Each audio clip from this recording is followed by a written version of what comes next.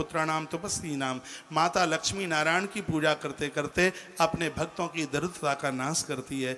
ग्रंथ में लिखा है कि जो इस कथा को सुनेंगे उनके जीवन में गरीबी नहीं रहेगी, दरिद्रता नहीं रहेगी। इसमें लिखा है अलक्ष्मी का नाश हो जाएगा। अलक्ष्मी किसे कहते हैं? जो पैसा व्यसनों के ऊपर खर्च होता है, जो पैसा बेईमानी से चल करके आया है, जो पैसा हरामखोरी से चल के आया है, जो सबका नाश कर देता है। ये कथा ऐसे धन को घर में नहीं रहने देती। अधर्म का पैसा रहना ही नहीं चाहिए घर में। एक कथा सुनिए आप, वाल्मीकि रामायण की बड़ी अद्भुत कथा है। वाल्मीकि रामायण बड़ी प्रमाणित कथा है। बात उस समय की थी जिस समय रावण का उद्धार हो गया था। विभीषण के माथे पर मेरे प्रभु ने राज तिलक कर दिया।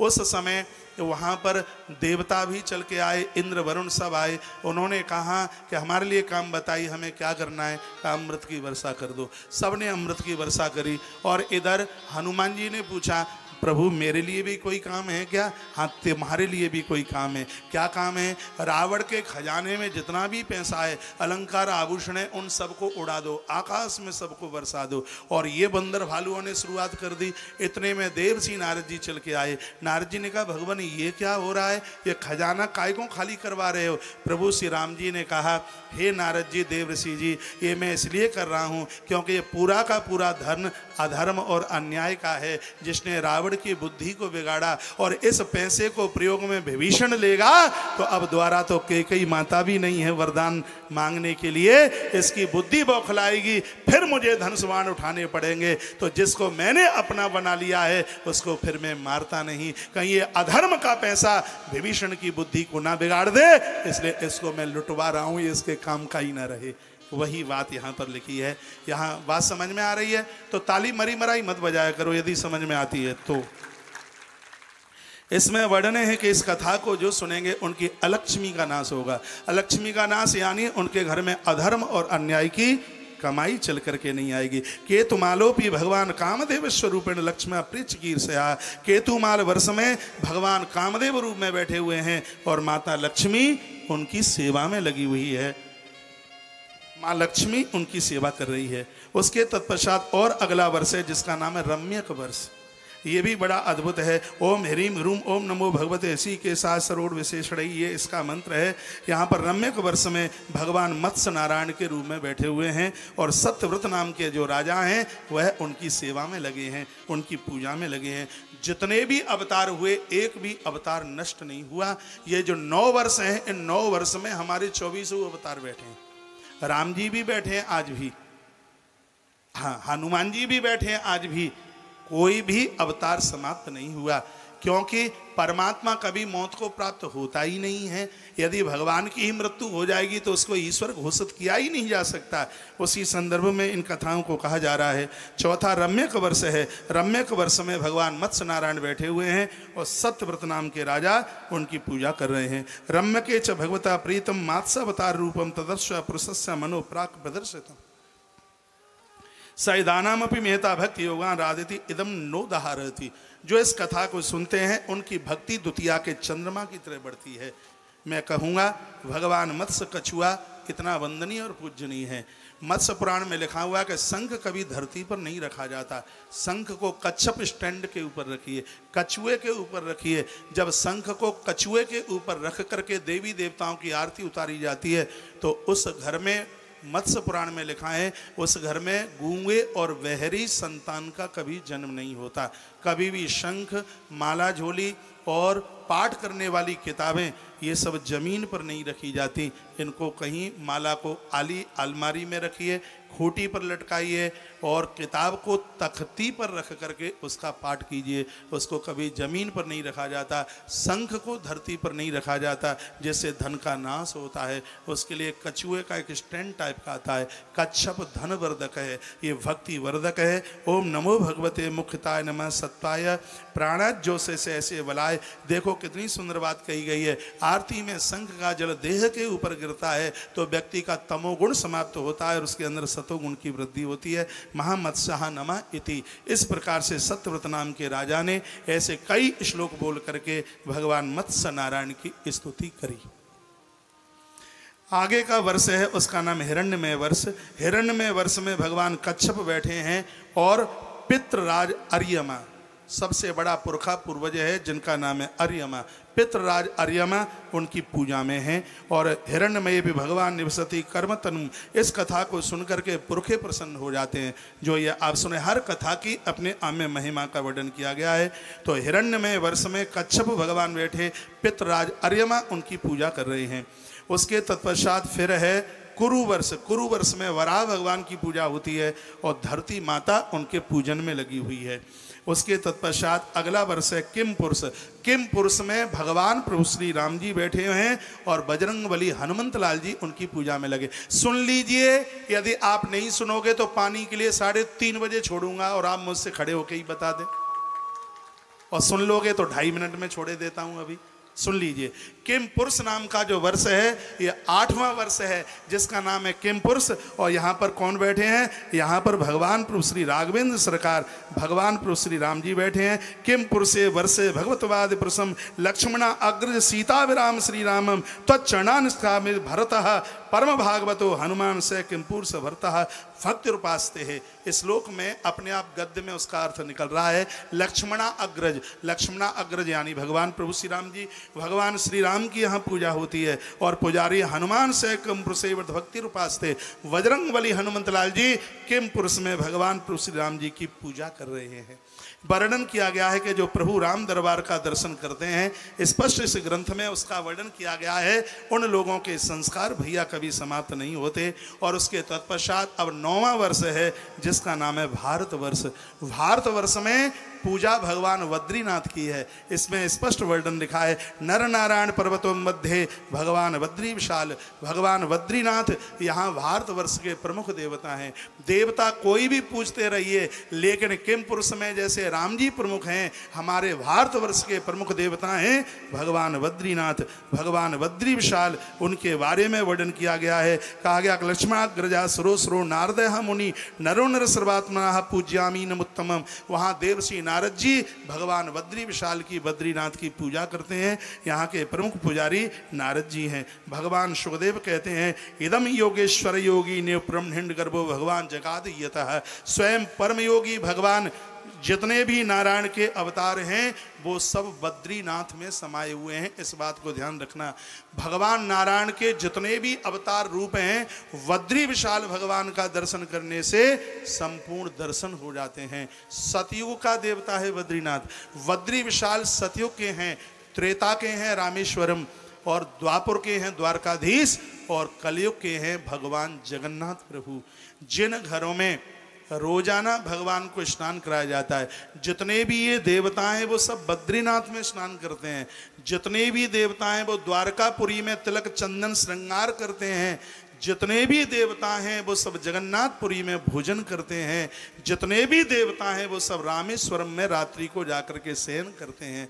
एक बहुत मलूक बात आपके बीच में रख रहा हूँ, जिन घरों में नित्य देवताओं को नहलाया जाता है, स्नान कराया जाता है, उनका घर बद्रीनाथ बन जाता है।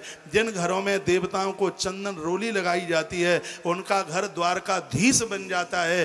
जिन घरों में भगवान का नित्य भोग लगाया जाता है, उनका घर जगन्नाथपुरी हो जाता है। और रात्रि को विश्राम के समय भगवान के दरबार में जिनके घर में पर्दा डाल दिया जाता है, उनका घर रामेश्वरम धाम बन जाता है। आप चाहो तो चारों धाम आपके घर उतर के आ सकते हैं। ऐसी अद्भुत कथाएं जो हमारे ग्रंथों में लिखी हैं। सुखदेव भगवान पहली बार रोए, अभी तक आंख में आंसू नहीं थे। अवधूत महापुरुष है महात्मा, और जब बद्रीनाथ की बात कही गई, सुखदेव मुनि की आंख में आंसू आ गए और कहा कि हे राजन, भारतवर्ष की भूमि पर जन्म लेने वाले लोग कितने बड़भागी हैं, इन्होंने कितने बड़े शुभ कर्म किए हैं। भारत की धरती पर जन्म लेने के लिए परीक्षित देवता लोग भी तरसते रहते हैं। उस समय आंख में आंसू भर के 4 श्लोक अद्भुत सुखदेव भगवान ने गाए। कहा एत देव ही देवा गायंती, हे परीक्षित, ये श्लोक देवता स्वयं गाते रहते हैं। क्या कहते हैं कि अहो अमीशाम किम कार्य शोभनम प्रसन्न एसाम सुदितम स्वयं हरि, ये जन्म लब्धम निसुन यह जन्म लब्धुम निसुभारताजिरई मुकुंद सेवा पैकम सप्राइना। अहे राजन, अहो अमीशाम किम कार्य शोभनम। देवता कहते हैं कितना बड़भागी ये भारत का व्यक्ति है, इसके सौंदर्य का कितना वर्णन किया जाए। ये जन्म लब्धम, इसके कितने जन्मों की तपस्या है, तब इसको भारत की भूमि में जन्म मिला। परीक्षित ने कहा गुरुजी क्या महिमा है भारत की? तो सुखदेव मुनि भारत की महिमा बता रहे हैं। ये भारत में ही मिल सकता है और कहीं दूसरी जगह नहीं मिल सकता। न यत्र यज्ञ समखा महुसवा सुरेश लोकोपिन वैश्यसिव्यतम। भारत की भूमि पर यज्ञ होता है जो बैकुंठ में भी नहीं होता। भारत की भूमि पर महापुरुषों की चरण सेवा होती है जो कि कहीं दूसरी जगह नहीं होती। भारत की भूमि पर माता पिता की देह में अग्नि संस्कार होता है, ये कहीं दूसरी जगह नहीं होता। और फिर बताया गया कि भारत की भूमि पर परमात्मा की कथाएं सुनने के लिए मिलती हैं, वो कहीं दूसरी जगह पर यह सौभाग्य प्राप्त नहीं होता। ये भाग्य ये भारत की धरा का है। भगवान सुखदेव कहते हैं राजन, बहुत जन्मों के जब पुण्य उदित होते हैं तब व्यक्ति को भारत की भूमि पर जन्म लेने का सौभाग्य प्राप्त होता है। मैं परमात्मा को 3 बातें रोज बोलता हूँ। कहता हूँ प्रभु यदि कुछ शुभ कर्म मुझसे हो तो मुझे तुम भारत की धरती पर जन्म दे देना। यदि कुछ शुभ कर्म होवे मेरा तो मुझे मनुष्य बना देना। और भगवान और भी कुछ शुभ कर्म हो तो सनातन धर्म में पैदा कर देना, ये आपसे प्रार्थना है। सुखदेव भगवान कहते हैं हे राजन, करोड़ों जन्मों के पुण्य उदित होते हैं तब कहीं जीव भारत की धरती पर आकर के जन्म लेता है। हे राजन, धरती की भारत की महिमा इतनी अद्भुत है, इसलिए तो भारत की धरती पर भगवान के संपूर्ण अवतार होते हैं। जो कि सौभाग्य किसी और देश को नहीं मिला वो भारत को मिला। ऐसी भारत की धरती पर हमारा और आपका जन्म हुआ। ये कह करके मैं कथा को विराम की तरफ लेके चलूँगा। भारत में 3 शब्द हैं, एक है भा, दूसरा है रा और तीसरा है ता। यानी तब 3 अक्षरों में ये भारत बना। भारत में जो र शब्द है वो राम जी की मर्यादा है, वो राम के द्वारा दिए गए संस्कार हैं। सबके बीच में ये निवेदन करूंगा, यदि राम जी के संस्कार हमारे जीवन से चले गए, भारत में से रा शब्द अलग कर दो तो सिर्फ भात बचता है।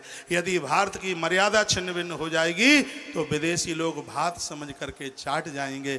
मैं फिर एक बार आज की कथा में इस बात के लिए निवेदन करूंगा, जहाँ राजा प्रियव्रत ने कहा था मनुष्य शरीर धारण करना पुण्य की बात है और शरीर धारण करने के बाद भी मनुष्य बन जाना ये बहुत बड़े पुण्य की बात है। हम शरीर मनुष्य का तो लिए बैठे हैं, अब हम अपनी मनुष्यता को प्रकट कर दें, अच्छी तरह से हम मानव बन करके बता दें। ये 26 अध्याय 5वें स्कंद में ये ऐसी कथा अभी कहीं जाएगा नहीं। अभी आते ही आते भूगोल खगोल का वर्णन है, उसके बाद नरकों का वर्णन, 28 वर्णानाम नरकानाम, 28 प्रकार के नरक और इन नरक में कौन कौन चल करके जाते हैं। उसके बाद में 6वें स्कंद में अजामिल उपाख्यान, वो आप खूब जानते हैं, उसको मैं संक्षेप पूर्वक उस तरीके से कहूँगा, हो सकता है कि वो बात ना सुनी हो।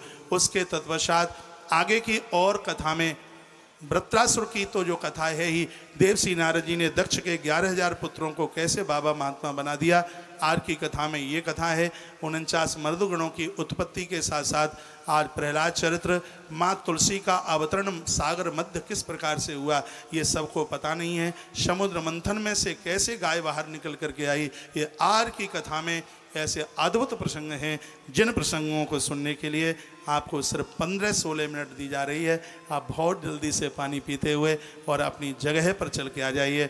बहुत बहुत धन्यवाद। 12:15 बजे से लेकर अभी तक आप बिना पानी पिए हुए बैठे हुए हैं, बहुत बहुत धन्यवाद है। अब बैठे क्यों, जल्दी जाइए फिर जल्दी आइए, जल्दी से पानी पी के आ जाएं। कार्यकर्ता लोग माताओं को वहीं पहुंच करके जल पिलाएं। आज कथा में बहुत आनंद आएगा। हो सकता है कि भगवान के जन्म महोत्सव तक पहुंच जाएं, इसलिए कहीं जाइएगा मत। एक बार जयकारा लगाइए, बोले बांके बिहारी लाल की जय हो, श्री हनुमंत बलवंत महाराज की जय हो, परम कल्याणमयी गो माता की जय हो, आज के आनंद की जय हो, जय जय श्री राधे। में जाकर के फंस गया। अरे मनुष्य का सही कर्म तो यह है कि संसार के कर्म बंधनों में वह बिल्कुल न बंधे। और वो कहते हैं प्रियव्रत, जो भगवान को भजेगा वही कल्याण को प्राप्त हो पाएगा और तो सबकी दुर्गति हो जाएगी। उनकी कही गई आवाज आज भी पूरे जय जय श्री राधे, जय जय श्री राधे, जय श्री राधे। आइए पुनः अपने आप को कथा से जोड़ते हैं। आपको कितना अच्छा लग रहा है आप जाने, लेकिन मुझे बहुत अच्छा लग रहा है। भगवान सुखदेव की वाणी का बहुत आनंद आ रहा है। सुखदेव भगवान कहते हैं, राजन क्या सुनोगे? परीक्षित राजा ने कहा, गुरुदेव आपने गंगा अवतरण की बात बताई, 9 वर्षों की बात बताई और मेरा मन गदगद हो गया है भारतवर्ष की बात सुनकर। भारत के अधिपति भगवान बद्री विशाल नरनारायण पहाड़ के बीच में जो विराजित हैं मातुलकनंदा के किनारे पर, उनकी महिमा महान्यता का वर्णन किया और उसके तत्पश्चात कुछ भूगोल खगोल का वर्णन किया। जहाँ 7 नीचे के लोग हैं और 7 ऊपर के हैं, दोनों को मिलाकर के 14 भुवन बनते हैं। और आप इधर देख नहीं रहे, मैं आपसे प्रार्थना करूंगा अब पानी की बाल्टियां कृपया रख देंगे। इधर देखिएगा, 7 नीचे के हैं, तल अतल बितल तलातर सातल और पाताल। 7 ऊपर के हैं, भुवन लोग धर्म सत्य, 7 दोनों को मिलाकर के 14 हैं। जहाँ हम धरती पर बैठे हैं इसे 10,000 योजन ऊपर अंतरिक्ष लोक है।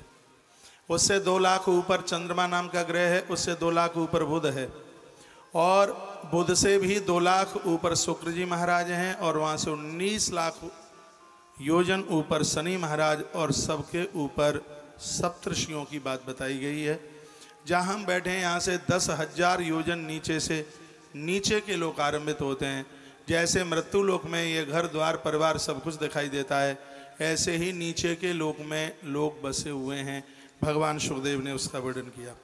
परीक्षित राजा ने कहा, गुरुदेव मैंने ऐसा सुना है गलत काम करने पर लोगों को नरक मिलता है, तो आप हमें ये बता दें कि नरक कितने प्रकार के हैं। सुखदेव भगवान कहते हैं, राजन यूं तो नरकों की संख्या बहुत है, लेकिन मेरे पिता वेदव्यास ने मुझे 28 प्रकार के नरक बताए हैं और वही मैं आपके बीच में बता रहा हूँ। व्यक्ति कौन सा ऐसा अश्व कर्म करता है जिसकी वजह से उसको नरक की मार पड़ती है। नरक नाम भगवान के देश विशेषा अथवा वनिस्लोका आवतुस्तलांतलमेति ऋषिर्वाच का अंतराल एवं त्रिगुणात्म दिशि दीक्षितावस्था भूमेरु पृष्ठात् जलाद इस्मा अग्निवातादः पितृगण दिस्वानाम गोत्राणाम परमेण समाधिना सत्ता एवास्य आसन निवेशंती। इस गद्य का अब आप अर्थ समझिए। का नाम रूप लक्षणत कथयामी शृणु, किस नाम और रूप के द्वारा इन नरकों को जाना गया। पहला नरक है तामिश्र, दूसरा अंध तामिश्र, तीसरा नरक है जिसका नाम है रौरव, जो माता पिता का अपमान करता है। सुनिएगा, जो माता पिता का अपमान गुरुजनों का अपमान करता है 1 करोड़ वर्ष तक उस जीव को रौरव नाम के नरक में फेंक दिया जाता है। गोस्वामी तुलसीदास जी महाराज जी ने भी मानस के उत्तरकांड में लिखा, जे सठ गुरु सन ईर्षा करही, जो अपने गुरुजनों से ईर्षा करता है वो कोटि 1 वर्ष के लिए नहीं, उसके लिए करोड़ों वर्षों के लिए नरक की बात तो बाबा तुलसी ने भी कही। अब आप कहेंगे उसमें तो गुरु की बात है, इसमें माता पिता की बात कहाँ है। श्रीमद् भागवत में लिखा है कि सबसे पहला गुरु माँ है मातृ देवो भव, दूसरा गुरु पिता है पितृ देवो भव और गुरुओं का नंबर बाद में आता है।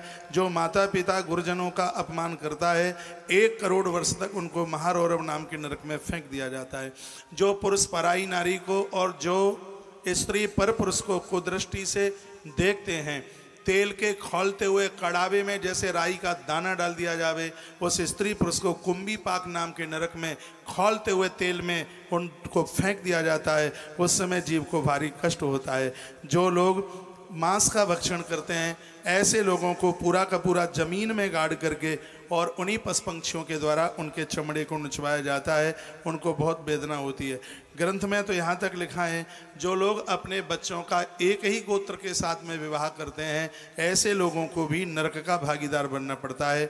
बताया गया है, इसमें कहा गया यह पुरुषम वंचित्याम दारादीन उपभोक्ते सौंत्या ताम स्त्री पद्धति। जो भी कोई पुरुष स्त्री से पैसा कर्जे में लेकर के उससे कभी वापस नहीं देता, उसको भी अंध तामिश्र नाम के नरक में फेंक दिया जाता है। क्या यहाँ भी ऐसे लोग तो नहीं बैठे कि जिन्होंने कभी किसी नारी से, स्त्री से ब्याज पर पैसा लिया हो और बेईमानी की हो और उसको वापस न दिया हो? भगवान सुखदेव कहते हैं, परीक्षित, ऐसे पुरुष को अंधतामिश्र नाम के नरक में फेंक दिया जाता है। कुछ जगह ऐसी हैं जहाँ व्यक्ति को पैसा नहीं लेना चाहिए। एक तो मंदिर से कभी भी कर्जे में पैसा नहीं लेना चाहिए, एक पुजारी से कभी भी पैसा कर्जे में नहीं लेना चाहिए, एक वैधव्य नारी है जिसकी मांग का सिंदूर उड़ गया है, उसका पति दुनिया छोड़ के चला गया है, ऐसी स्त्री से कभी भी पैसा नहीं लेना चाहिए। लिया है तो उसका कुछ गुना करके वापस दें, इनका कभी पैसा मारे नहीं। जो नारी वर्ग का पैसा खा जाते हैं उसे वापस नहीं देते। हे परीक्षित, अंधतामिस्त्रो पतति, ऐसे लोगों को अंधतामिस्र नाम के नरक में फेंक दिया जाता है। पंचों बात समझ में आ रही है? थोड़ी बहुत आगे चलूं। आगे लिखा है, यत्र यातनाम सतो वेदनया नष्ट मते नष्ट वितिष्ठ भवति। जो मंदिरों को नष्ट करते हैं, मंदिरों में ताला डालते हैं, मंदिर की भूमि देने के बाद में उसके ऊपर अपना अधिकार जमाते हैं, ऐसे लोगों को भी कई प्रकार की यातना भोगते हुए उनको कष्ट शाटमली नाम के नरक में फेंक दिया जाता है। इस बात को एक बार निवेदन करूंगा, यत्र यातनाम सतो वेदनया, जो वेदों को नष्ट करते हैं, मंदिरों को नष्ट करते हैं, कथा इत्यादि में व्यवधान करते हैं और जो मंदिरों में ताला डालते हैं, किसी भले ही व्यक्ति ने, एक व्यक्ति ने मंदिर बनवाया हो तो भी मंदिर सार्वजनिक होता है, मंदिर में किसी को भी ताला डालने का अधिकार नहीं है। इसमें लिखा है, जो धर्मशाला, अस्पताल, गौशाला, मंदिर और शमशान घाट के लिए भूमि दान में देने के बाद में उसके ऊपर फिर उसको वापस लेते हैं, अपना कर्जा उसके ऊपर अपना कब्जा करते हैं। भगवान सुखदेव कहते हैं, परीक्षित, वो यमराज की त्रासना से बचते नहीं हैं, उनको नरक की यातना का भुगतान करना पड़ता है।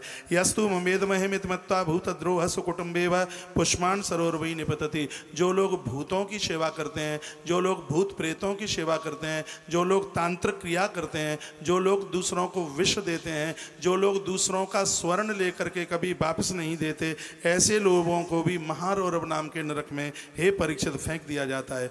यथा ये तेन हिंसता जंतु वस्तु ये परलोका रूते भूतपाते खादंती। जो लोग पशुओं को मार मार करके खाते हैं, ऐसे लोगों को नरक में पूरा का पूरा गाड़ दिया जाता है। या केवलम देवभरम स महारौरम निपतति। जो क्विंटलों का वजन लेकर के इस धरती पर घूम रहे हैं, इस शरीर से कोई सत्कर्म अच्छे काम नहीं करते, हे परीक्षित, उनको भी नरक की यातना का भुगतान करना पड़ता है। यस्तु सजीवान पशुन पक्षिणो वा पचति तम परलोके यमदूतान तप्त तेलिं कुंभी पाक नरकाम निरंते ध्रियंती। जो लोग जीव को बहुत ज़्यादा कष्ट देते हैं वह बच नहीं सकते। यस्य पितृ विप्र दुर्ग सतप्त ताम्रपय समदेशे काल सूत्रा की पतति। जो ब्राह्मणों को कष्ट देते हैं, जो माता पिता को कष्ट देते हैं, गुरजनों को कष्ट देते हैं, ऐसे तप्त ताम्बली नाम के नरक में उन्हें फेंक दिया जाता है, कालसूत्रवन नाम के नरक में फेंका जाता है। ऐसे जीव को भारी कष्ट होता है। यस्तु स्ववेद मार्गम त्वक्ता पाखंडम श्रुता। जो अपने धर्म में पाखंड फैलाते हैं, आडंबर ढोंग ड्रामा करते हैं, ते दूता अस्त्र पतनम प्रवेश्या कस्या, ऐसे लोगों को अस्त्री पत्र नाम के नरक में फेंक दिया जाता है। उस जीव को बहुत ज़्यादा कष्ट होता है। तत्पश्चात वर्णन और आगे के लिए किया गया, स्वधर्म त्यागी पाखंड मार्ग फलम भुगते। जो लोग प्रलोभन में आकर के अपने धर्म को छोड़ करके गैर दूसरों के धर्म को स्वीकार कर लेते हैं, हे परीक्षित, उनको भी नाना प्रकार के नरकों में धकेल दिया जाता है। उस समय जीवात्मा को बहुत भारी कष्ट होता है। हरेर मार्गम रागांदा को गंतुर्म रहती। जो रास्ते में चलते हुए रास्ते को, मार्ग को रोकते हैं, रास्ते में वह कंटक लगाते हैं, कांटे लगाते हैं और रास्ते को वो खत्म कर देते हैं, निकलने वाले रास्ते के ऊपर अपना अधिकार जमाते हैं। हे परीक्षित, ऐसे लोगों को भी नरक से बचाया नहीं जा सकता। ऐसे लोगों को नरक यातना का भुगतान करना ही पड़ता है। यस द्वारे नारायणो गदा पाणी स्थितः। हर दरवाजे पर आया हुआ अतिथि साक्षात नारायण का रूप है और उसको आदर मान सम्मान अतिथि का न करता हुआ जिन घर से आने वाले अतिथि लोग भूखे प्यासे चले जाते हैं, हे परीक्षित, ऐसे लोगों को भी भयानक नाना प्रकार के नरकों का भुगतान करना ही पड़ता है। तत्पश्चातो रसातले दैत्या दानवा पड़िया निवात कवचया संति। जो लोग, इसमें देखिए इतना अद्भुत वर्णन किया गया है। कुछ बातें ऐसी हैं कि मुझे बोलना ही पड़ता है। इसमें लिखा है कि जो लोग शराब पीते हैं, मदरा पीते हैं, ऐसे लोगों को वैतरणी नाम की नदी में फेंक दिया जाता है। जैसे मल में पड़े हुए कीड़े और उसी प्रकार से वैतरणी नाम की नदी में पड़े हुए कीड़े उस शराबी को महाराज वो दंशन करते हैं और उस जीवात्मा को बहुत ज़्यादा कष्ट होता है, उसको बहुत ज़्यादा दुख होता है। रास्ते में चलने वाले राहगीरों को लूटने वाले, किसी बेटी की शादी हुई है और वो ससुराल को जा रही है या आ रही है, उसके अलंकार आभूषणों को लूटने वाले लोग पहले नरक में पहुंचते हैं और उसके बाद में उनको भयानक, उनको सर्प की योनि में जाना पड़ता है और उनको बहुत कष्ट भोगने पड़ते हैं। जो ब्राह्मण अपने 6 कर्मों के साथ, जो क्षत्रिय अपने 4 कर्मों के साथ, जो वैश्य अपने 2 कर्मों के साथ और जो कनिष्ठ अपने 1 कर्म के साथ में अपने जीवन का निर्वाह नहीं करता, तो इन चारों वर्ण के लोगों की भैया दुर्गति हो जाती है। इसमें वर्णन है जो महापुरुष सूद का काम, जो महात्मा सूद ब्याज को कहते हैं, जो महात्मा ब्याज का काम करता है, ऐसे उस महात्मा को भी असली पत्र नाम के नरक में फेंक दिया जाता है। जो स्त्री जो पुरुष एक दूसरे को कुदृष्टि से देखते हैं उनकी दुर्गति होती है। जो माता पिता अपनी बेटी को लायक वर और घर का चुनाव नहीं करते, जानबूझकर किसी के लोभ प्रलोभन में आकर चाहे किसी के हाथ में अपनी कन्या को दे देते हैं, ऐसे माता पिता उस कन्या की देह में जितने रोम हैं उतने वर्षों तक वह माता पिता, उसका बड़ा भाई, उसका मौसा, मौसी, बुआ और फूफा और बड़ी बहन, इनको नरक का अधिकारी बनना पड़ता है। भगवान सुखदेव कहते हैं कन्या को गलत हाथ देने में इन लोगों का अधिकार है, प्रकृति उनको बख्शती नहीं है। इस प्रकार से यास्तव्य राजा राज पुरुषोवा अदंडे दंडम पड़ितो ब्राह्मणो व शरीर दंडम। जो भी कोई राजा अपने राज्य में ब्राह्मण को परेशान करता है, बेटी को परेशान करता है, नारी, वृद्ध और छोटे छोटे शिशुओं को परेशान करता है, वह राजा दंड का अधिकारी होता है। यम के यहाँ उसको त्रिषित किया जाता है। वह राजा है परीक्षित गद्दी पर एक क्षण के लिए भी बैठने का अधिकारी नहीं है, जिसके राज्य में नारी का अपमान होता है, जिसके राज्य में शिशु मारे जाते हैं, जिसके राज्य में वृद्ध, जिसके राज्य में गाय और जिसके राज्य में यज्ञ का धुआं बंद कर दिया जाता है, ऐसा राजा नरकगामी होता है। नरकत मूत्र सूकर मुखे, वह राजा सूकर मुख नाम के नरक में उसको फेंक दिया जाता है। वर्णन किया है जो कुंवारी कन्या के साथ में व्यभिचार करता है, जो अविवाहित कन्या के साथ व्यभिचार करता है, उसकी देह में जितने रोम हैं उतने वर्षों तक वह जीव नरक से मुक्त नहीं हो सकता। हे परीक्षित, जिस प्रकार से एक बहुत बड़ा गोदाम भरा हुआ हो, माचिस की तीली से तत्काल समाप्त हो जाता है, अधर्म अन्याय करने वाले व्यक्ति के पुण्य ऐसे ही तत्क्षण क्षीण हो जाते हैं, उसको बचाने वाला फिर कोई पैदा नहीं होता। इसलिए उस व्यक्ति को चाहिए कि इन नरकों से बचने के लिए ये जघन्य अपराध न करे। हिरण्य रत्नादि जो स्वर्ण की चोरी, रत्नों की चोरी करता है, मैं निवेदन करना चाहूँगा कि भैया जीवन में कभी भी स्वर्ण की चोरी मत करना। इसमें लिखा हुआ है जो स्वर्ण की चोरी करता है उसको भयानक नरक मिलता है, जो अपने मित्र को धोखा देता है उसको बहुत बड़ा नरक मिलता है। ये लोग नरक से बच नहीं सकते। पुस्त्राम पुत्र राजन यम पुरुषा एम शैरगन पिंडे से चित्तई निस्कुंतु।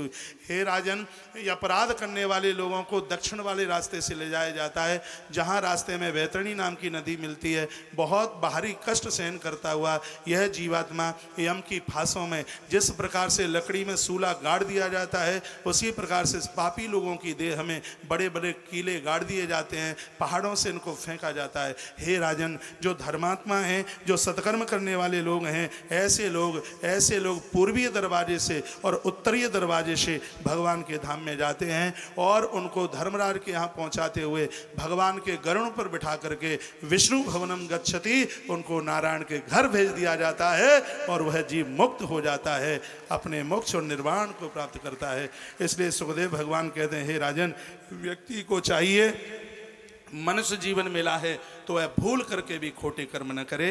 और तत्पश्चात फिर कहा कि हे परीक्षित, व्यक्ति अपने आप में बिल्कुल सावधान रहता है तो भी उससे अनजान में इतने अपराध हो जाते हैं, उन अपराधों की वजह से उसको नरक की यातना का भुगतान करना पड़ता है। तो उस समय परीक्षित राजा ने कहा, हे गुरुदेव, मुझे भय लग रहा है, हे गुरुजी मुझे बताइए, त्वक्ता गुरुणाम अंग्रशीण यतः इति, मैं आपकी शरण में चल करके प्रभु मैं आया हूँ, अनजान में तो अपराध मुझसे भी हुआ होगा, तो मुझे भय लग रहा है कि कहीं मुझे नरक तो नहीं जाना पड़ेगा। यदि अनजान में किसी व्यक्ति से अपराध हो जाए तो क्या उस अपराध का कोई प्रायश्चित है क्या? सुखदेव भगवान कहते हैं, हाँ राजन, अनजान में होने वाले अपराध का प्रायश्चित है। वो प्रायश्चित यह है कि व्यक्ति को 6 काम रोज करना चाहिए। परीक्षित उन्हीं 6 कामों को सटकर्म के नाम से जाना जाता है। उसमें सबसे प्रथम काम है, प्रातः व्यक्ति जब बिस्तर छोड़ता है तो सबसे पहले श्रीमन नारायण हरि का नाम ले। उसके तत्पश्चात दूसरा काम है कि वो स्नान करे। तीसरा काम है अपने घर के मंदिर में बैठ करके, भले ही एक क्षण एक मुहूर्त बैठे परीक्षित, उसको अपने घर के मंदिर में बैठना चाहिए। जो अपने घर में देवी देवताओं को नहीं पूजता उसको तीर्थ यात्रा का है परीक्षित कोई भी फल प्राप्त नहीं होता। उसके तत्पश्चात कहा गया है कि गौ माता को वो रोटी दे, अतिथि का सम्मान करे और पंछियों के लिए दाना डाले। अनजान के बचने वाले अपराधों से बचने के लिए एक समझदार व्यक्ति को 6 काम रोज करना चाहिए। इस बात को मैं पुनः द्वारा रिपीट कर रहा हूँ। थोड़ी सी मैंने कथा की स्पीड इसलिए बढ़ाई है क्योंकि मेरा स्टेशन दूर लंबा है, कहीं फिर गाड़ी ज़्यादा लेट न हो जाए। स्टेशन, हर स्टेशन गाड़ी छूटेगी, स्टेशन एक भी नहीं छूटेगा लेकिन रुकेगी कम। कुछ गाड़ियां ऐसी होती हैं जिनका स्टॉपेज टाइम बहुत कम होता है और उन गाड़ियों की वैल्यू भी होती है, वो टाइम से भी पहुंचाती है। तो मेरी यात्रा है बहुत ज़्यादा लंबी और टाइम है कम, इसलिए थोड़ी सी मैं गाड़ी की स्पीड बढ़ाता हुआ आगे के लिए बढ़ रहा हूं। और ये मुझे विश्वास है कि मेरी व्यासपीठ से कही गई बात आपकी समझ में जरूर आएगी। स्वामी सुखदेव महाराज कहते हैं, राजन परीक्षित, जिन लोगों को नरक से बचना है ऐसे लोगों को सजग और समझदार इस प्रकार से, जैसे नदी के दोनों तटों पर रस्सी बांध दी जाए, किसी नाट्यकार को कह दिया जाए कि इस रस्सी के ऊपर तू चल करके निकल करके बता दे। समझदार नाट्यकार अपने आप को सावधान करता हुआ रस्सी से पार हो जाता है। इस भवसागर से पार वही हो पाएगा जिसने अपने आप को साधना के साथ में साध करके परीक्षित रखा है। इसलिए हर व्यक्ति को सटकर्म रोज करने चाहिए, जिसमें पहला काम है नित्य भगवत नाम बासे मुंह से। उस समय नहाने धोने की भी कोई जरूरत नहीं है। विभीषण का प्रमाण मिलता है, विभीषण जागे हनुमान देहली पर बैठे, मन महु तर्क करही कपिलागा। वो तर्क कर रहे थे कि यहाँ कहाँ सज्जन करिवासा, ये निशाचरों की लंका में सज्जन कहाँ से आ गया, ये भगत है कि ठगत है, कैसे पता चले। आदमी की हकीकत का तभी पता लगता है जब वो प्रातः बिस्तर छोड़ता है, जब प्रातः जगता है। व्यसनी है वो सुबह चाय मांगता है, भगवान का भक्त सुबह ही जिह्वा से भगवत नाम उच्चारण करता है। उसकी जिह्वा से पता चल जाता है कि आदमी कितने गहरे पानी में है। उसी समय राम नाम ते ही सुमिरन कीना, प्रभु राम के नाम का उच्चारण किया। हनुमान जी को लगा अरे तो परिपक्व भगत है। प्रातः का समय हमें बता देता है हम अपने आप में कैसे हैं। हे परीक्षित, व्यक्ति को सबसे पहला काम करना चाहिए, प्रातः जगे तो सबसे पहले भगवत नाम उच्चारण करे। भले ही वह ज्वर से कंपित हो रहा हो, डुबकी लगा करके नहा नहीं सकता तो सूती वस्त्र को भिंगा करके अपनी देह को पहुँचे। नित्य उसके लिए स्नान जरूरी है। तीसरी बात बताई, घर से बाहर तब निकले जब घर में देवताओं की वो अर्चना करे, वंदना करे, पूजा करे। और उसके तत्पश्चात बताया कि अतिथि का आदर करे। घर में रिश्तेदार मेहमान जन चल के आए हैं, पहले उनको भोजन कराए। हे परीक्षित, घर में यदि सबसे पहले बुजुर्गों को भोजन कराया जाता है तो वह आहुति सीधे भगवान के मुख में जाती है। यहाँ बहुत समझदार लोग बैठे हुए हैं, यदि आपके घर में बुजुर्ग हैं तो आप बड़भागी हैं। आपके घर का अन्न भोजन बाद में शुरू हो, सबसे पहले भगवान का भोग लगा के गौ माता को चंदिया दे के घर में बुजुर्गों को सबसे पहले भोजन कराइए। बुजुर्गों को भोजन कराने से हे परीक्षित संपूर्ण धरती के मानवों को भंडारा देने का फल प्राप्त हो जाता है। बुजुर्गों को भोजन कराने की हे राजन इतनी बड़ी महिमा है। पंछियों को दाना डाला जाए, पक्षियों के दाना डालने से घर में किसी भी प्रकार का वास्तु दोष नहीं रहता। पक्षियों को दाना डालने से हवा के झंकोरे में दीवारें नहीं गिरती। पंछियों को दाना डालने से अकाल मृत्यु नहीं होती। पंछियों के दाना डालने से घर में कोई आग लगाकर, फांसी लगाकर आत्महत्या करके मौत को प्राप्त नहीं होता। ये सटकर्म ऐसे हैं जो भवसागर से जीव की रक्षा करने वाले होते हैं। इसलिए समझदार व्यक्ति को ये 6 कर्म रोज करना चाहिए। तब कहा हे गुरुदेव, आपने कहा कि सबसे पहले भगवान का नाम लें तो नरक से बच जाते हैं। क्या आपके पास कोई ऐसा प्रमाण है क्या कि भगवान का नाम लेने से व्यक्ति नरक से बच जाए? सुखदेव भगवान ने कहा हाँ प्रमाण है। क्या है? उस समय अजामिल उपाख्यान की कथा भगवान सुखदेव ने नाम महिमा में सुनाई है। यही 5वां स्कंद पूरा होता है। जय जय श्रीमद्भागवते महापुराणे पंचम स्कंदे अष्टादश सहस्राम संहिताम वैयासक्या नरकानुवडम नाम षड्विंशतो अध्याय। हरिओम तत्सत बोलिए। हरिओम तत्सत, हरिओम तत्सत। ओम हरये नमः, ओम हरये नमः, ओम हरये नमः। कृष्णाय वासुदेवाय हरये परमात्मने प्रतः क्लेशनाशाय गोविंदाय नमो नमः। कृष्णाय वासुदेवाय देवकी नंदनाय च नंदगोपकुमाराय गोविंदाय नमो नमः। आइए, पंचम स्कंद के 26 अध्याय पूरे हो गए हैं। अब मैं श्रीमद् भागवत के 6वें स्कंद में प्रवेश कर रहा हूं और 6वां स्कंद भी इसका बड़ा अद्भुत है। अध्याय तो 19 है, छोटा सा है, लेकिन कथा बड़ी अद्भुत है। परीक्षित राजा ने पूछा था कि प्रभु जी, आप गुरु जी, आप यह बताइए कि नाम महिमा के द्वारा क्या किसी का उद्धार हुआ? कहाँ उद्धार हुआ? किसका उद्धार हुआ? कानि कुब्जे ध्वजा कश्यद दासिर पतिल जामिला नामना नष्ट सदाचारो दास्या संसर्ग दूषिता। हे परीक्षित, कानकुब्ज नगरी में एक ब्राह्मण रहता था जो माता पिता का परम भक्त था। नामना अजामिल, उसका नाम अजामिल था। प्राचीन भाषा में जिसको कानकुब्ज नगर कहते हैं, वर्तमान समय में जिसको कन्नौज कहते हैं, जो कि आज इत्र की बहुत बड़ी मंडी है, और ये वहीं की कथा है। नामना नष्ट सदाचारो दास्या संसर्ग दूषिता। एक दासी के संसर्ग में आकर के इस ब्राह्मण ने अपने ब्रह्मत्व को समाप्त कर दिया। तस् प्रवशा पुत्रा 10 तेसाम तु यान सुतान। इसके घर में 10 बेटों का जन्म हुआ था और इसका सब जीवन एकदम बिल्कुल खत्म हो चुका था। और इसने इतने जघन्य अपराध किए, 88 वर्ष तक ये पापकृत कर्म करता रहा।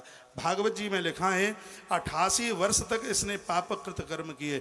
हे परीक्षित, जिस समय व्यक्ति पाप करता है तो उसको यह लगता है कि मुझे कोई नहीं देख रहा, लेकिन परीक्षित, जब व्यक्ति शुभ करता है या अशुभ करता है तो उसको 14 लोग देखते हैं। वो 14 कौन हैं? जो हमें देख रहे हैं। उनके लिए सुखदेव भगवान ने कहा कि सूर्यो अग्नि खम मरुदः गाव सोम संध्या हनि दिशा कम कालो धर्म इति ये ते देहस्य लक्षण एतै धर्मो विज्ञात स्थानम कारण संगता।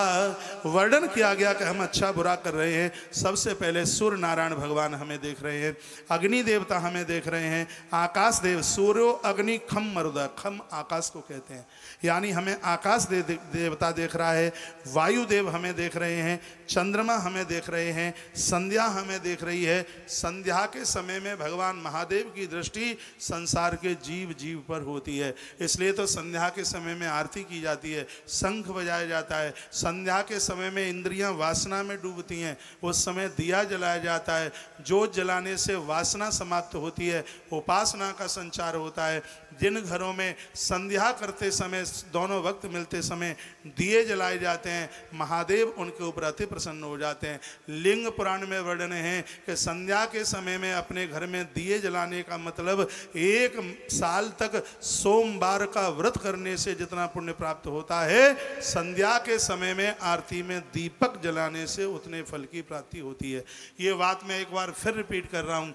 लिंग पुराण के अंतर्गत वर्णन है, जिन घरों में दिए जलाए जाते हैं, संध्या का काल भगवान महादेव का समय, भगवान महादेव उस भ्रमण करते हैं।